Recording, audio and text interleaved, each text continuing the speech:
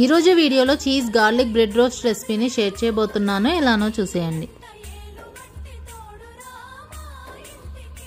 ముందుగా ఒక బౌల్ తీసుకొని దాంట్లో 100 గ్రామ్స్ వరకు బటర్ని వేసుకొని మిక్స్ చేసుకోండి. Next 6 to 8 chopped garlic, 1 tablespoon chilli flakes, 1/2 tablespoon black pepper powder, 1 tablespoon oregano, chopped coriander, salt వేసుకొని మిక్స్ చేసుకొని పక్కన పెట్టుకోండి.